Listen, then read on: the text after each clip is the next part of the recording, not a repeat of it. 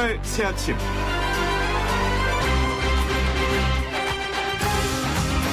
코로나19로 지치고 힘든 상황이지만 그래도 우리 국민들 정말 대단합니다. 세계 그 어느 나라도 우리나라보다도 위기를 더 잘 극복하지는 못한다는 것을 다시 한번 확인했죠. 이제 우리를 위해서 뛰어줄 국회의원들만 잘 뽑으면 되겠습니다. 하루 남은 총선이 우리 국민들에게 단비 같은 축제가 되기를 바랍니다. 하지만 새로이 선보이는 선거제도에 본 취지와는 무색하게 혼란스러운 상황이 연출되고 있고 도를 넘은 막말 릴레이와 네거티브가 눈살을 찌푸리게 합니다. 상대당을 쓰레기라고 부르는 여당 인사가 있는가 하면 차마 입에 담기 어려운 막말과 행동으로 본인 야당에 누를 끼치고 등록 무효가 된 야당 후보도 있습니다. 화가 난다고 개인 유튜브 방송에서 본인이 몸담았던 당을 향해 욕설을 퍼부은 최고위원도 있죠. 한 현역 의원은 검찰총장의 호위무사를 자처하며 헬스로 퍼포먼스를 하게 됐습니다. 무슨 추태들인지 모르겠습니다. 우리 국민들은 당신들보다 훨씬 현명하고 옥석을 가리는 판단 능력이 더욱 좋다는 사실을 잊지 말아주시기 바랍니다. 국민을 어렵게 섬겨야 합니다. 따뜻하고 상식적인 보통 사람들이 즐겨 듣는 YTN 라디오 노영의 출발 새아침. 지금부터 출발합니다.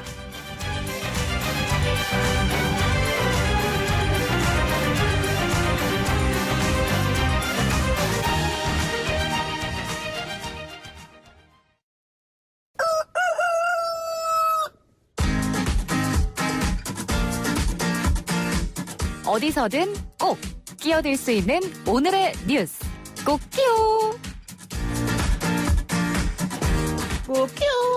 매일 어디서든 꼭 끼어들 수 있는 오늘의 뉴스를 골라 정리해주는 시간, 오창석 시사평론가와 함께하겠습니다. 안녕하세요. 네, 안녕하세요. 오창석입니다. 성이 괜찮은 것 같아요. 오늘의 뉴스 오창석. 감사합니다. 부모님께 감사하시는 걸로. 네, 활용도가 높은 성씨입니다. 네, 저희가 지금 사실은 청취율 조사 기간인데. 네. 저희가 그냥 인력도 딸리고 또 신참이고 그래서 겸손하게 네. 준비하고 있습니다만은 네. 우리 오창석 평론가께서 노영의 출발 새아침에서 준비하신 게 있다면서요? 네, 제가 청취율 조사 기간을 맞아서 삼행시를 준비했습니다. 저는 이런 패널, 이런 게스트 처음이에요. 한번 해볼까요? 네, 오늘 제가 노영 변호사님 이름을 띄워주시면 제가 그럴까요? 예, 좋습니다. 노스트라다무스가 최고라 예언한 라디오. 어머나. 영혼마저 뒤흔들 아침 라디오. 시 아니죠. 죄송합니다. 희망찬 아침을 열어줄 라디오 노영이 출발새 아침 많은 사랑 부탁드립니다. 와, 제가 박수를 안 칠 수가 없습니다. 너무 마음에 듭니다. 이거 언제 생각했어요? 어젯밤에? 제가 못 잤습니다. 그러니까. 어젯밤에 오더가 내려왔습니다. 얼굴이 눈이 빨개져가지고요. 네. 야, 진짜 제가 이렇게 괴롭히고 있네요. 하여튼간, 청취자 여러분, 이거 들으시고, 여러분들도 한번 지어서 보내주시면 좋겠습니다. 자, 이제 갈 길이 머니까 시작하죠. 총선 공식 선거운동 하루 앞으로 결국 종료, 이제 마감일이 다가왔는데, 이제 어떻게 돼가고 있습니까? 네, 이제 각 정당별로 마지막 총력전에 나섰는데요. 보통 이럴 경우 초박빙 지역에서는 후보들끼리 흔히 말하는 무박 2일 선거운동에 나섭니다. 무박 2일이요? 예, 실제로 고민정 더불어민주당 광진을 후보 같은 경우는 13일 자정부터 48시간 동안 무박 선거운동에 돌입했다라고 얘기를 합니다. 그래서 24시간 편의점 그리고 새벽 첫 차가 도착하는 버스 정류장 등을 돌겠다라고 얘기를 했고요. 그리고 김용태 후보 역시 72시간 무박 선거 운동을 하겠다라고 선언을 한 상태입니다. 그러면은 72시간이면 어제부터 했다는 건가요? 네, 맞습니다. 이거 어떻게 하는 거예요, 이게 기본적으로? 사실은 이제 이런 경우에는 24시간 열려있는 점포 등을 돌면서 이제 선거 운동을 하고요. 네. 이동 시간을 이용해서 쪽잠을 자는 그런 선거운동을 할 수밖에 없습니다. 그러니까 그만큼 막판에 집중해서 총력을 기울이겠다 이런 얘기가 되는군요. 네, 그렇게 볼 수가 있습니다. 그러면은 어쨌든 잠자는 것보다 중요하다는 이 총선을 위한 무박 철야 선거운동. 네. 누가 지금 하고 있어요? 네, 은평갑의 더불어민주당 박주민 후보 역시 철야 선거운동에 돌입을 했고요. 대형마트 주유소 직원, 편의점 아르바이트생, 그리고 택시 운전기사, 청소 노동자들을 모두 만나보겠다라고 얘기했고, 춘천에서 출마한 허영 민주당 후보, 그리고 같은 지역의 김진태 통합당 후보 역시 촘촘한 일정으로 선거일까지 최선을 다하겠다라고 이야기를 했습니다. 네, 그러니까 좀 힘든 데에서 고생하시는 분들을 위해서 현장 속으로 뛰어들어간다 이렇게 보면 되겠네요. 네, 그렇게 보시면 될 것 같습니다. 네, 그리고요. 어제 오늘 이제 선거가 사실 이제 막바지인데 초박빙 지역으로 분류되는 곳이 40곳 정도 된다네요. 네, 맞습니다. 이제 각 정당별로 초박빙 지역의 그 개수가 좀 다른데요. 일단 민주당 같은 경우는 전국 253개 지역 중에 142곳을 우세 또는 경합 우세로 분류했고 42곳을 초박빙으로 분류했습니다. 반면에 미래통합당은 지역구 목표를 120석으로 조정을 하고 박빙 지역을 40곳으로 보고 있습니다. 결국 양당 정체가 40곳 또는 42곳을 초박빙으로 보고 마지막 하루 이곳을 총력전 퍼붓겠다라고 이야기를 남겼습니다. 그렇게 되는군요. 자, 그러면은 지금 최대 승부처라고 볼 수 있는 수도권 있잖아요. 네. 자, 수도권의 이제 판세를 좀 마지막으로 점검을 해봐야 될 것 같아요. 네, 맞습니다. 서울, 경기 수도권이 총 의석수가 121석입니다. 이 중에 민주당은 77곳을 우세 또는 경합 우세로 분류를 했고요.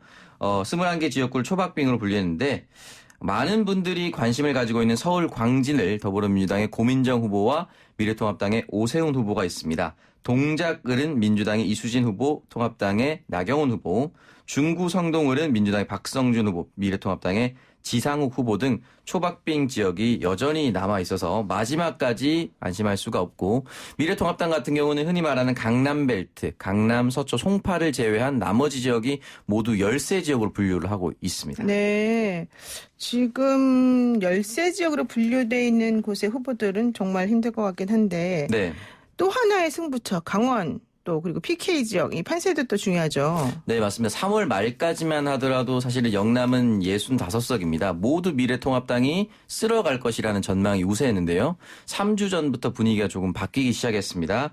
현재 PK 흔히 말하는 부산 경남 지역의 민주당이 10석 정도를 차지하고 있습니다. 그러나 더불어민주당은 이 10석 플러스 12곳 정도를 우세 경합 지역으로 분류를 하고 더 큰 승리를 할 수 있다. 라고 분위기를 끌어올리고 있는 중입니다.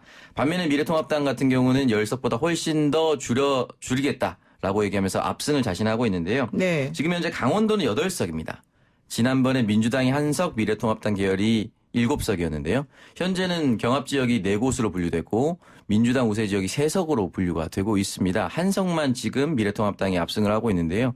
여기에 대해서 미래통합당 같은 경우는 마지막까지 최선을 다해서 가장 많은 의석수를 확보하겠다. 민주당은 이번 판에 뒤집어 보겠다 이렇게 이야기를 하고 있습니다. 네, 그렇군요. 정말 그 각 당이 잘할 수 있을지 궁금하기도 한데 뭐 호남은 전 뭐 특별히 걱정이 안 되는 뭐 그 네. 여러 가지 생각이 좀 안 드는데 네. 영남은 어떨지 모르겠습니다.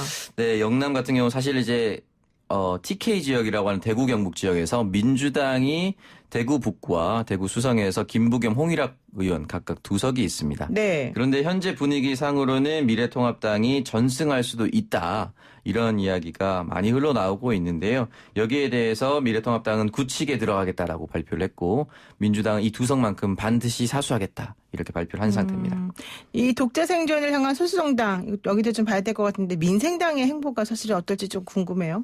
네, 민생당이 사실 존재감이 잘 드러나지 않았는데요. 지금 선거 막바지에 이르러서 거대 양당이라고 하죠. 미래통합당과 더불어민주당을 위성정당에 대해서 위헌 확인 헌법 소원 심판을 청구했고 정당 네. 효력 정지 가처분 신청도 함께했습니다. 그러면 본인의 당이 올라가나요? 글쎄 지금 이미 선관위에서 승인을 했기 때문에 저는 법적 효력이 발생하기는 좀 어려울 거라고 보는데 마지막에 민생당의 존재감 정도는 충분히 과시할 수 있었던 행동이라고 봅니다. 그렇군요. 그럼 국민의당 계속해서 마라톤 하시는 이 국토 대정주 안철수 대표 오늘 끝이라고 하는데요. 예, 어떻습니까 맞습니다. 분위기가? 여수에서 출발했는데요. 오늘 광화문 광장에서 대국민 메시지를 발표하면서 마무리 짓겠다고 했습니다. 도대체 이 마라톤을 왜 하냐는 질문에 네. 마라톤이 42.195km인데 여수부터 광화문까지 424km라서 10배 국민의당 10번을 강조한 것이다라고 얘기를 남겼습니다. 그런 의미가 또 있군요. 네, 어쨌든 오늘 말씀이니까 듣겠습니다. 고맙습니다. 감사합니다. 네, 오늘의 꼭 끼워 뉴스 브리핑 잘 들었습니다. 지금까지 오창석 시사평론가였습니다.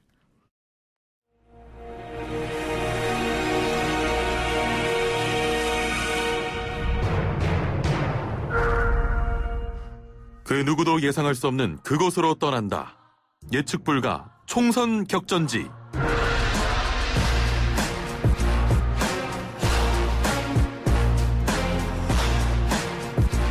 차명진 후보 후보가 막말 논란으로 제명이 되고요. 후보 자격이 박탈이 됐습니다. 선관위에서는 차명진 후보 등록 무효로 처리하기도 했는데요. 차명진 후보 때문에 통합당 막판에 총선 판세가 불리해졌다. 이런 하는 분석하시는 분들도 많이 계시는데, 자, 어쨌든 우리 이런 것부터 시작해서 오늘 저희가 한번 정말 중요한 위원장님 모시고 한번 말씀 나눠보도록 하겠습니다. 미래통합당의 신세돈 선대위원장 모시고 이야기 나누겠습니다. 안녕하세요. 네, 좋은 아침입니다. 네, 요즘에 이제 오늘이 정말 마지막 날이라고 사실 볼 수가 있지 않겠습니까? 좀 각오 한 말씀 해주신다면 어떤 게 있을까요? 글쎄요, 뭐 새로울 것도 없고. 새로울 것도 없고. 네, 예. 문재인 정부 3년 동안의 경제 폭망에 대한 분노한 국민들의 그런 어떤 심정을 현장에서 많이 읽었기 때문에 저는 뭐 차분한 마음으로 내일을 기다리고 있습니다. 차분한 마음으로. 그러면 좀 우리 당 괜찮다. 내가 생각하는 예상한 바대로 좀 잘 될 것이다. 이렇게 보시나요? 저는 뭐 유불리 이런 부분보다도 현장을 제가 쭉 다녀보면 경제가 너무 안 좋다. 도대체 이 정부가 돌아가지고 뭘 했냐 이런 분노의 함성을 참 너무 많이 들었기 때문에 네. 어떤 새로운 나라를 만들기 위해서 이번 총선을 통해서 국민의 어떤 심판이 있을 것이다. 그것을 믿고 그야말로 차분한 마음으로 기다리고 있다. 그렇게 생각합니다. 네, 국민이 현명한 선택을 할 것이다. 예, 한 번도 현명한 선택을 하지 않은 적이 없었거든요. 네, 사실은 좀 여당이 독주하는 것 같으면 항상 야당을 찍어주면서 견제하기도 하고. 절묘한 결과를 많이 나타냈었어요. 그랬죠. 네. 예. 자, 제가 좀 전에 차명진 후보 막말 논란을 먼저 얘기를 꺼냈습니다. 네.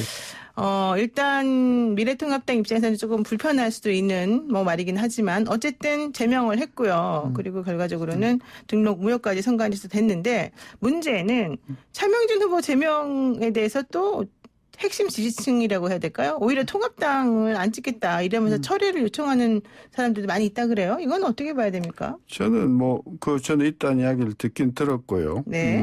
소수라고 보고요. 이거는 유불리를 떠나서 국회의원 후보가 가져야 할 기본적인 인격, 기본적인 품격에 위배되는 상황이다. 그 말이 맞고 틀리고를 떠나서 예를 들어서 우리가 어떤 성적 폄훼하는 말을 하면 그게 폄훼하는 말이냐 아니냐가 중요한 게 아니고 네. 듣는 사람이 불편하게 느꼈으면 성적 폄훼가 되는 것 아닙니까? 네네. 따라서 그런 관점에서 보면 상대편이 상당히 불쾌한 느낌을 받았다라는 그 판단에서 우리는 제명을 했고 절차가 있어가지고 조금 혼돈이 있는 것 같았지만 일단은 10일 내에 탈당을 해라. 그리하지 않으면 제명을 한다는 게 제명 다음으로 무서운 징계였었거든요. 네. 그래서 그런 혼란이 있어서 언론에서는 미적미적거리지 않는가. 사실 미적거린 것이 아니었고 거기에 대한 반발로 또 차명진 후보가 또 다른 말을 또 했어요. 이것은 김대호 군과 매우 유사한 네네. 겁니다. 처음에는 경고를 했고 또 다시 반발하면서 결국은 이제 강력한 제명 조치가 나오지 않았습니까? 네. 저는 이 문제는 당 지도부 차원에서는 법적으로 끝난 문제고 본인이 불복을 하고 재심을 청구하고 하면 그것은 재심 절차에 따르면 따는 것이고 일단 지도부와 선대위원회의 그 판단은 일단 끝난 문제다. 제명. 그래서 저는 안 그래도 김대호 후보 건하고 비교해서 좀 여쭤보려고 했더니 김대호 후보도 첫 번째 3040 세대에 비하 논란했을 때는 경고를 했었었고 두 번째 이제 막말이 이어지니까 여기에 대해서 노인 비하말. 예, 그러니까 제명하신 것이고 차명진 후보도 마찬가지였다. 그렇습니다. 이랬군요. 그러네요. 자, 그런데 김남국 더불어민주당 후보가 이 과거 팟캐스트에 출연해서 여러 다른 사람들과 함께 여성 비하했다는 게 어제 계속 뉴스가 나왔습니다. 이 논란에 대해서 어떻게 보십니까? 같은 잣대죠. 같은 잣대고 사실은 김남국 그 변호사는 전 방송에서 여러 번 같이 토론도 하고 그랬던 분인데 전 상당히 정직하고 상당히 인권을 강조하고 저는 아주 똑바른 그런 어떤 인물이라고 판단했었는데 그렇게 인권을 보호하는 변호사로서 그 발언 내용을 제가 봤거든요. 네. 입에 담을 수 없는 그런 말들이 있는데 유불리를 떠나서 원칙 있는 공당이라고 하면 그렇게 그리고 국민에게 책임을 지는 정당이라고 하면 그에 합당한 조치가 빨리 나와야 되는 것이고요. 네. 그것은 뭐 그 당의 문제이긴 하나 우리 그 미래통합당이 그 부분에 있어서는 어떤 확실한 모범을 보여줬다. 만약에 이 문제를 그냥 미역미역 처리하지 않으면 네. 우리가 비판하는 것이 아니고 국민의 준엄한 저는 비판이 있을 것이라고 봐서 신속한 조치가 있을 것이라고 기대합니다. 한편에서는 이제 미래통합당은 막말하면 금방금방 뭐 제명도 하고 조치를 취하는데 민주당은 왜 가만히 있느냐 뭐 이런 얘기도 나왔는데 그런 측면에서 보면 민주당도 어떤 식으로든지 조치를 취할 것이다 이렇게 보시는군요. 예, 원칙 있는 공당이고 집권당이면 마땅히 응당하는 어떤 액션이 있어야 되고 그런 액션이 없다고 하면 국민의 저는 준엄한 질책을 받을 것이다. 네. 그래 기대합니다. 네, 그리고요, 이제 이번 선거 관련해서 뭐 유시민 노무현재단 이사장이 범여권 180석 얘기하니까 황교안 대표가 정권이 오만하다, 오만이 극에 달했다 이런 얘기 하셨고요. 또 미래통합당 입장에서는 또 한편으로는 박형준 선대위원장이 아이고 우리 위험하다 이렇게 서로 약간의 조금 얘기를 하고 계셔요. 어떻게 보세요, 위원장님께서는? 네, 황교안 대표가 오만하다는 말씀도 맞는 말이고 네. 박형준 선대위원장으로서 과장이 아니다. 뭐 개헌 저지선도 어렵다. 네. 뭐 그런 말씀도 하실 수 있다고 봅니다. 저는 근데 몇 석이 나오냐 하는 문제는 사실 국민이 판단을 낼 엄중한 판단이지 않습니까? 그게 한 석이 됐든 500석이 됐든 그 한 표 한 표는 국민이 내리는 엄중한 판단인데 네. 자기가 그것을 뭐 180억이네 뭐 160석이네 이렇게 이야기한다는 것은 조금 도를 지나쳤다라고 생각하고요. 네. 독재나 전체주의가 아닌 다음에야 정상적인 민주주의 국가에서 전체 의석의 60% 이상이 나오는 예가 거의 없습니다. 그런 차원에서 유시민 그 이사장이 네. 조금 저는 선을 넘었다 그렇게 생각하고 선을 넘었다. 네. 그리고 사실 이제 문재인 대통령의 이런 그 고용 정책이라든가 소득주도 성장 이런 것들에 대해서 그동안 야당 특히 이제 통합당이 계속 비판을 해왔는데요. 이번에 5.6월에는 실업자가 200만 명을 돌파할 거라는 예측이 있지 않습니까?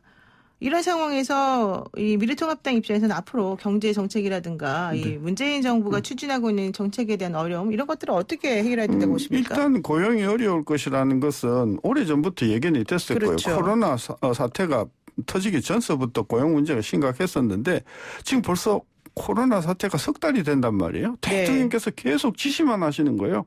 그리고 공무원들은 계속 회의만 하는 겁니다. 지금 회의 몇 번 하신 줄 아세요? 모르겠어요. 관계장관 회의만 14번 했습니다. 그렇군요. 그리고요, 40대 실업 대책을 내겠다고 이야기한 게 금년 1월입니다. 네. 지금 넉 달이 지나도록 아직도 40대 대책이 안 나왔습니다. 엊그저께 대통령께서 4차 비상경제, 그 5차 비상경제 대회에 대해서 말씀하셨는데, 네. 이번 5차에서는 비상경제 회의에서는 고용 문제를 다루라고 지시한 거예요. 네. 공무원 하는 것을 보면 저는 이번 5차 대회에서도 결과가 안 나올 것이라고 보고요. 앞으로 실업자가 50만, 다음 달에 50만 더해서 100만, 그러면 이제 100만에 100만 더하면 200만인데 네. 이렇게 되면 그 실업자들에게 드리는 실업급여 네. 다 고갈됩니다. 아. 그리고 실업을 막기 위해서 정부가 해고하지 마세요. 휴직시키세요. 그럼 네. 지원해 줄게요. 그리고 고용유지 지원금이라고 하거든요. 그렇죠. 이 예산이 다 거들이 나버렸어요. 앞으로 50만 100만의 어떤 실업자가 생기면 정부가 그 돈을 줄 돈이 없는 상황이 벌어진단 말. 그래서 우리 당에서는 긴급 재정 명령권을 통해서 네. 재정을 이렇게 돌려서 이 줄 돈을 미리 몇십조를 좀 동원해놔라. 이렇게 이제 여러 번 이야기를 했었는데도 계속 회의만 하시고 계속 지시만 하시고 도대체 국민들은 답답해서 어쩔 줄을 모르는 상황입니다. 그러니까 회의만 하고 말만 하고 네. 실제 재원을 마련하지도 않고 네. 지금 당장 눈앞에 있는 것만 딱 그 급급하다 이런 그러면서도 취지시군요. 뭐 고용 강화를 지시하면서도 무슨 대책이 나온 것 같이 이야기하시는데 실제 현장에 가면 나오는 게 돈도 없고 아무것도 없어요. 그러면은 결과적으로는 한 2달만 지나면은 이제 바닥이 드러날 수 있다 이렇게 보세요? 그렇습니다. 그래 좋아요. 근데 시간이 다 돼가지고 마지막 질문을 할 수밖에 없겠는데 선거를 하루 앞두고 있습니다. 샤이보스층이 있다라고 하는 의견도 있고 없다라는 의견도 있습니다. 샤이보스층 있다고 보십니까? 일단? 아까도 제가 말씀드렸지만은 3년 경제 폭망에 대한 실정에 대한 준엄한 국민의 심판이 있을 것이라고 그분들이 그 심한 분노를 숨기고 있다고 보고 저는 그 심한 경제에 대한 실망 내지는 분노가 이번 선거에서 깜짝 놀랄 만한 투표율, 깜짝 놀랄 만한 선거 결과로 현 집권당에 대해서 준엄한 심판을 내릴 것이라고 확신합니다. 그러면은 지난번에 그 사전 투표율이 최고치를 네, 달성한 것도 26. 지금 그런 식으로 같은 저는 맥락에서 그렇다고 보시는군요. 봅니다. 네. 자, 그러면은 이 샤이보스층 집결을 위해서 어떻게 하셔야 될 것 같은데? 뭐 일단은 저는 뭐 너무 그렇게 뭐 이렇게 저자세로 나가는 것도 저는 그렇고요. 또 네. 너무 또 180석 이렇게 하는 것도 네. 저는 국민의 마음에 정말 국민을 위하고 자영업자를 위하고 정말 실업자를 위하는 그런 취약계층을 위하는 미래통합당이라고 하는 새로 태어난 미래통합당이라는 모습을 보여줌으로 해서 그동안 실망했던 그 많은 분들이 이번에 새로운 희망을 갖고 아주 전폭적인 지지를 해 주실 것이라고 생각하고 네. 제가 드리는 말씀은 24시간 뒤면 입증이 될 거라고 생각합니다. 그렇군요.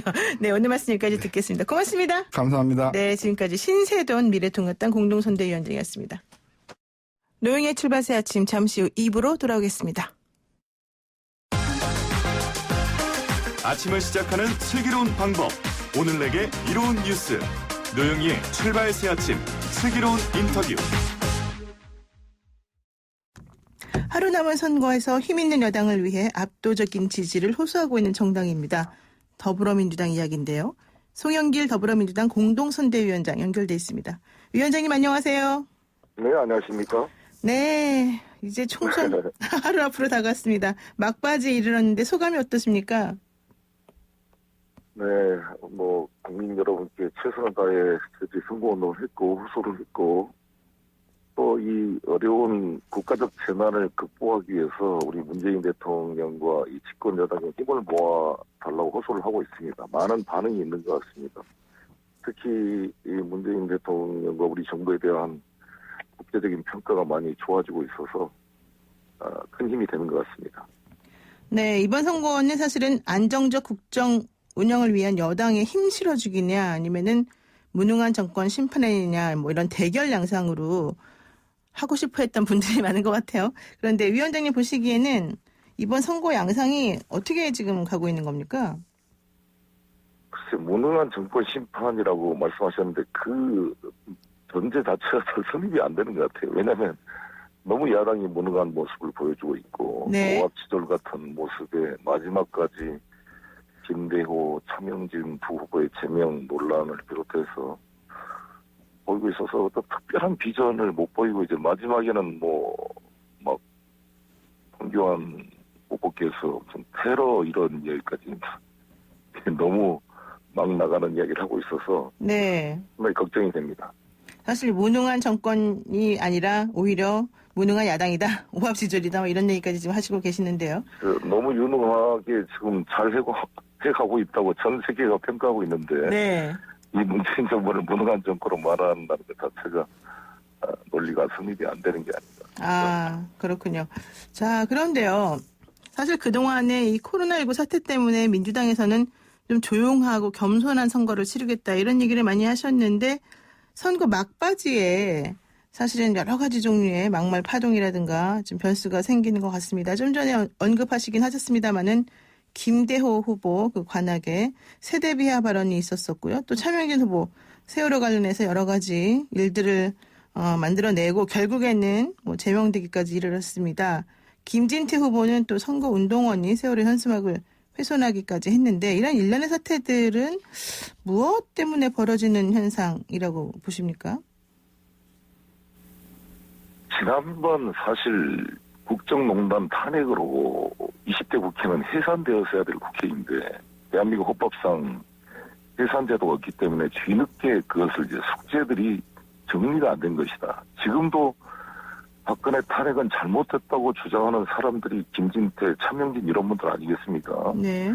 거의 뭐 김문수, 차명진 후보의 정치적 대부인 김문수 후보는 거의 태극기 부대 수준으로 지금 하고 있는 건데 이렇게 좀 정리가 안 된 그 보수 야당의 실체를 보여주고 있는 게 아닌가 싶고요. 진보하는 국민 앞에 퇴행적인 정치 발언의 모습을 보이고 있다. 지금 언론을 보면 사실 대구 경북의 수많은 환자들을 이렇게 정성껏 치료해서 돌려보내는 전남대 병원이나 전북대 병원 이런 그 사람들의 모습을 보면서 너무 가슴이 감동이 밀려옵니다. 사실 이게 영원함 간에 이렇게 어려울 때 서로 돕는 우리 국민들의 위대한 모습이 있는데 너무 정치권은 뒤떨어져 있다. 자국의 대통령을 그렇게 혐오하고 내도하고 그러는데 그 대통령을 전 세계가 지금 사실 칭찬하고 있는 거 아닙니까? 네. 그래서 이런 부분들이 이번 선거를 통해 정리되지 않을까 싶습니다. 그러니까 지난 그 박근혜 정부 혹은 박근혜 정권 퇴진 때 사실은 국회도 해산됐어야 된다 이렇게 보시는군요. 그런데 그게 이제 연결되지 않다 보니까 지금까지 힘들게 왔고 이번 21대는 그런 점을 다 감안해서 좀 정리가 됐으면 좋겠다 이런 취지로 말씀하시네요. 그렇죠. 박근혜 정권의 국정농단의 정치적 책임을 공유해야 될 사람들이 많은 거 아니겠습니까? 그리고 황교안 대표도 당시 총리였기 때문에 자유로울 수도 없는 거고. 네, 그렇군요. 그렇지만 사실 민주당에서도 또 논란이 있었습니다. 윤호중 사무총장의 에마 시종 발언 그리고 또 김남국 후보 이 성인 팟캐스트 출연 성희롱 논란 음담패서 논란 이런 여러 가지가 있는데 이에 대해서는 또 어떻게 생각하십니까? 글쎄 윤호중 후보 발언 언론에 보니까 일종의 어떤 신문 만평 같은 느낌 그런 것을 그려놓은 예를 들어서 말을 타고 박현준 시종을 거느리고 네. 도쿄처럼 김종인 위원장이 장창을 들고 풍차로 달려간다. 그냥 딱 무슨 그 신문 만평 정도의 평가로 할 수 있는 거 아니겠습니까? 네. 저는 그 황교안 대표가 우리 문재인 대통령을 상대로 김정은 대변인부터 시작해서 그 야당이 그동안 했던 발언에 비하면 이 발언이 특별히 큰 문제가 될까 싶고요. 실제로 황교안 대표께서 그 테러 이야기한 것은 정말 가상의 풍차를 만들어 놓고 돌진하는 돈키호테 같은 느낌이 들거든요. 네. 있지도 않은 사실을 관념적으로 해가지고 사회주의가 못한다, 사회주의 반대 이렇게 그런 느낌이 든다고 생각합니다. 사회 만평 정도 수준으로 이해하면 될 거라 생각합니다. 네, 그러니까 야당에 비해서는 민주당 후보들이 하는 이런 얘기는 사실은 수준이 좀 결이 다른 부분이고 이런 네. 거를 좀 넓게 이해하는 부분도 좀 필요하지 않냐 이렇게 보시는군요. 네.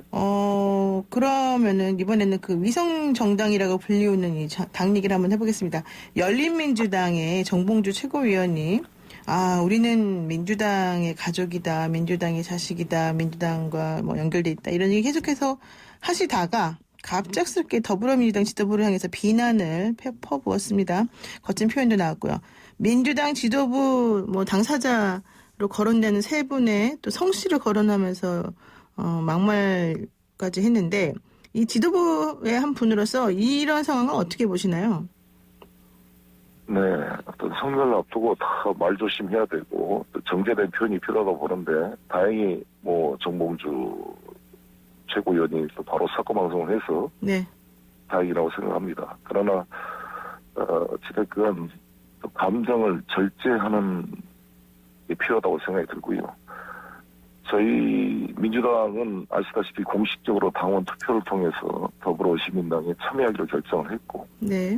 저희 당원들이 순위 투표를 한 후보님들을 후순위로 더불어시민당에 보냈기 때문에 법률적으로 저희가 더불어시민당 지지를 직접 지금 호소를 못하고 있습니다만 사실상 그와 같은 우당으로 갈 수밖에 없는 게 아닌가 생각합니다.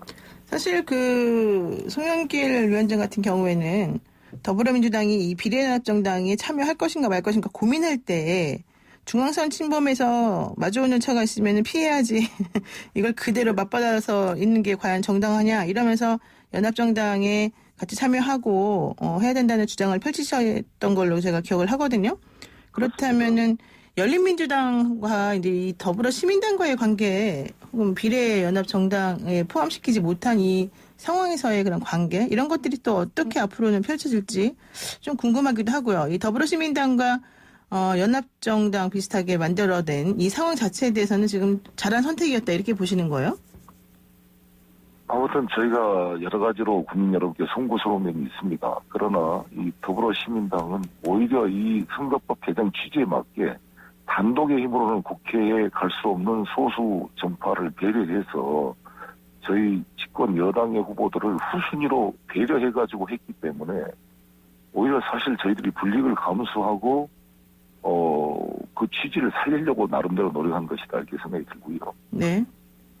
이 사실 제가 말씀드린 것처럼 이 제도의 취지를 왜곡시키고 그레이시안 법칙처럼 악화가 양화를 구축하듯이 이 소수자 배려와 지지율과 의석수의 갭을 줄이자고 만든 제도를 위성정당을 만들므로써 미래한국당이 나오니까 저로서는 불가피한 방어운전이라 이렇게 생각을 합니다.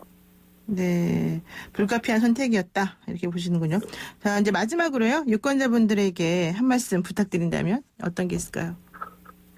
사실 저는 우리나라가 앞으로 나가려면 핵 융합 발전을 세계에서 선도해야 된다고 봅니다. 네. 문재인 대통령께서 코로나 백신 개발을 대한민국이 미국, 중국보다 앞서 선도하자. 100% 찬성이고 동의하는데 그렇게 할 수 있습니다. 핵 융합 발전의 최대 우리나라의 대가가 이경수 박사입니다. 네.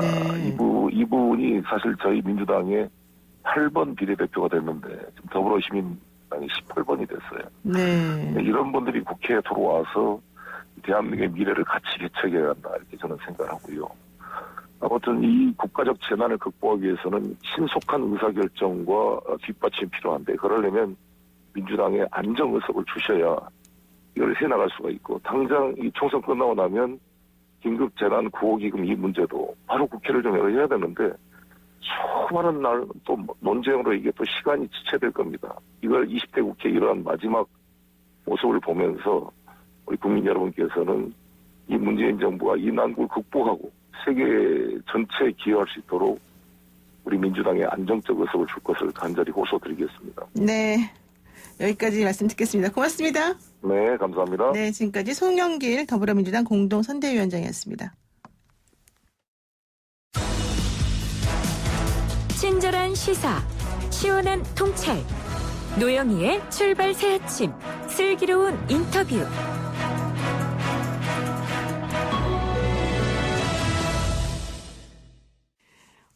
이번에는 교섭단체를 목표로 열심히 달리고 있는 당입니다. 정의당의 이야기를 한번 들어보겠습니다. 심상정 대표 연결돼 있습니다. 대표님 안녕하세요.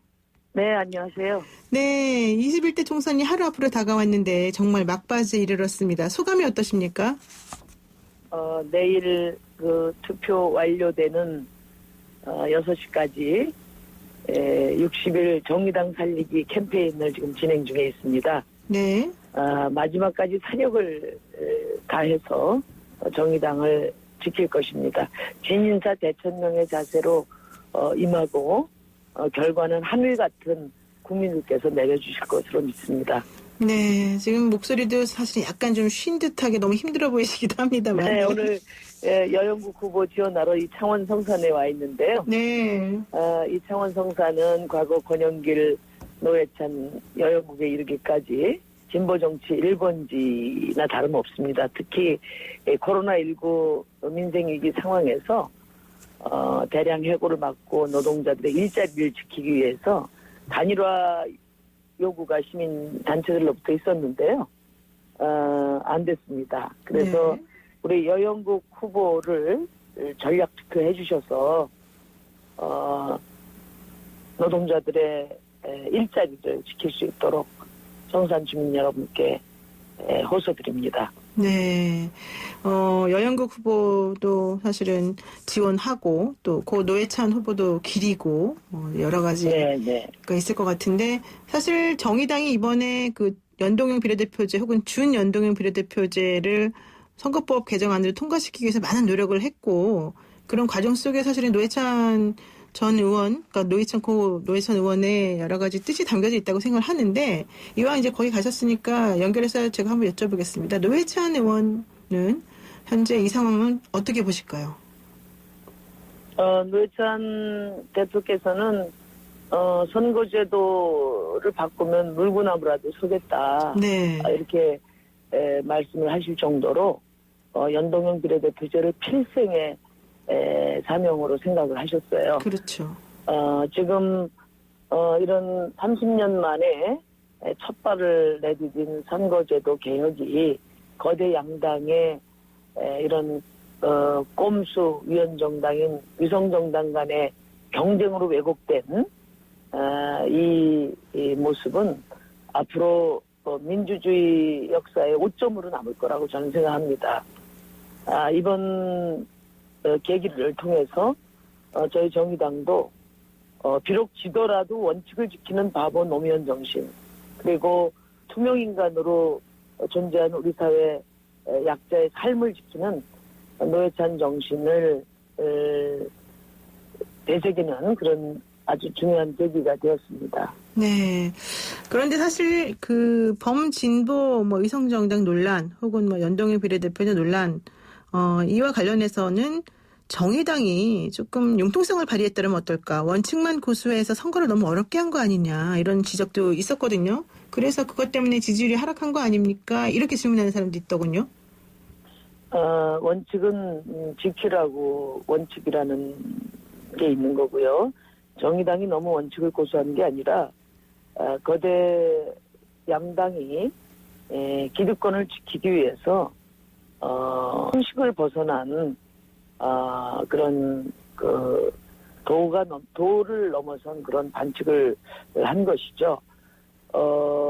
선거제도를 합의 처리하지 않아서 위성정당을 만들었다는 미래통합당 얘기는 정말 불안당 같은 얘기입니다. 지금까지 선거제도는 합의 처리된 적이 없어요. 결국은 기득권을 내려놓기 싫어하는 정당이 있었기 때문에 늘 날치기 통과됐지만 그렇다고 통과된 법을 이렇게 무력화하기 위해서 위성정당, 꼼수정당을 만든 사례는 없습니다. 그리고 미래한국당이 만들어졌기 때문에 더불어민주당도 위성정당에 같이 참여할 수밖에 없다고 이야기했을 때 제가 더불어민주당에 이야기했습니다. 대미래통합당의 명분은 되지만 대국민 명분은 없지 않느냐. 우리가 30년 동안 선거제도 개혁을 외치고 또 4+1 연대를 통해서 선거제도를 바꾼 당사자들이 이 선거제도를 범한다면 앞으로 정치개혁은 영원히 물 건너가는 것 아니냐 이렇게 지적을 한 바가 있습니다. 네. 정의당이 어려움을 감수하고 힘들지만 원칙과 정도의 길을 가는 것은 앞으로 정치개혁의 길을 흔들림 없이 가기 위한 것이다.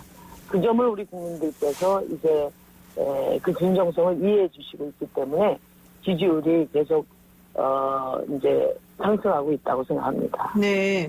그러면 혹시 그 처음에 물론 미래한국당을 선관위에서 받아준 것이 단초가 되긴 했지만 결과적으로 더불어민주당 입장에서도 어쩔 수 없는 선택이다라면서 비례연합정당에 참여하는 의사를 밝히지 않았습니까? 그때 정의당에게도 손을 내밀고 간곡히 부탁을 했던 것으로 얘기가 됐었는데 만약에 그때 참여를 했다면 지금 이렇게 정의당이 힘들지 않을 수도 있다. 이렇게 보시는 입장은 어떻게 생각하세요? 가정을 가지고 정치는 과정을 가지고 이야기하는 것은 아니라고 보고요. 네. 저는 국민을 무시하고 약보는 정치는 반드시 국민의 심판을 받게 돼 있다고 생각합니다. 그리고 비록 정의당이 많은 어려움 속에서 외롭게 원칙과 정도의 길을 가고 있지만 결국 제도보다 민심이 이 원칙의 길을 선택해 주실 거라고 저는 믿습니다. 네. 이번 총선에서 정의당의 목표는 원내 교섭단체 구성으로 알고 있는데요. 이거 가능하겠습니까? 이제 선거가 임박해 오면서 국민들께서 정의당을 격려하는 목소리가 굉장히 높습니다. 정의당 잘 돼야 되는데 정의당 이번에 교섭단체 돼야 되는데 걱정돼서 잠 못 잤다는 그런 애정어린 그런 걱정의 목소리가 많습니다. 네. 사전투표까지 마무리한 현재 1당도 정해지고 2당도 정해졌습니다. 집권 여당은 압승을 낙관하면서 지금 표정 관리를 하고 있습니다. 이제 4.15 총선의 남은 마지막 변수는 정의당입니다. 정의당, 제3정당 정의당이 과연 교섭단체가 될 수 있느냐 없느냐가 21대 국회의 성격을 규정하는 거라고 저는 생각합니다. 최악의 국회인 20대 국회와 다른 변화와 개혁의 21대 국회가 되기 위해서는 반드시 정의당이 교섭단체가 돼야 된다. 이런 폭넓은 국민의 공감이 저는 있다고 봅니다. 이번 4월 15일은 그래서 정의당 교섭단체 만들어주는 날이다. 이렇게 국민들께 호소드리고 싶습니다. 네. 그런데 사실은 유시민 노무현 재단 이사장이 범진보가 180석 정도는 이번에 얻을 수 있을 것이다. 이렇게 말을 하면서 결국 정의당과 민주당 또 민생당까지 아우르는 그런 지금 얘기를 하고 있습니다. 그렇지만 실제 부분적으로 연대를 해온 민주당과 정의당 이번 선거에서는 서로 대립각을 세웠다. 이렇게 보는 입장이 많거든요. 후보 단일화도 깨지고 있고. 이런 갈등의 원인은 그렇다면 선거법을 둘러싼 갈등이었을까요? 갈등, 서로 다른 정당의 입장 차이가 있고 경쟁과 협력을 하는 것이죠. 네. 중요한 것은, 연대보다 더 중요한 것은, 아까 제가 말씀드렸지만, 손해를 보더라도 원칙을 지키는 노무현 정신, 그리고, 사회적 약자들의 삶을 지키는 노회찬 정신을 실천하는 것이 더 중요하다고 생각합니다. 그런 전제 속에서 비전과 정책을 가지고 경쟁과 협력을 하는 그런 21대 국회가 되기를 바랍니다. 대개의 경우 큰 집이 작은 집을 배려하게 돼 있는데 저희 정의당은 하여튼 어렵고 힘들어도 흥부처럼 원칙과 정도를 지키는 정의당의 길을 갈 것입니다. 네, 어렵고 힘들어도. 이번 이틀 남은 4.15 총선에서 국민의힘으로 정의당 교섭단체라는 4.15 총선의 대반전을 만들어 주실 것을 기대하고 있습니다. 네, 어렵고 힘들어도 흥부처럼 갈 길을 가겠다, 열심히 노력하겠다 이런 말씀이신데요. 끝으로 유권자분들께 한 말씀 하신다면 어떤 게 있을까요? 20대 국회는 최악의 국회라고 평가받고 있습니다. 촛불 이후에 최초로 치러지는 총선에서 과연 무엇을 어떻게 바꿀 것인가 우리 유권자들께서 마지막으로 생각해 주시기 바랍니다. 21대 국회는 사회적 약자들의 목소리가 더 우렁차게 울려 퍼지는 국회가 돼야 된다고 생각합니다. 더 과감한 개혁이 추진되는 국회가 돼야 됩니다. 거대 양당의 틈바구니에서 다양한 삶을 대표하고 민생을 중심으로 협력하는 협치가 이루어지는 국회가 돼야 됩니다. 그러려면은 정의당의 교섭단체가 돼야 됩니다. 대한민국을 진보하게 하는 힘, 개혁의 마지막 보루, 정의당에 대한 국민 여러분들의 전폭적인 성원을 간곡히 호소드립니다. 네, 오늘 말씀 여기까지 듣겠습니다. 고맙습니다. 네, 감사합니다. 네, 지금까지 심상정 정의당 대표였습니다. 노영의 출발새 아침 8시 정각에 돌아오겠습니다.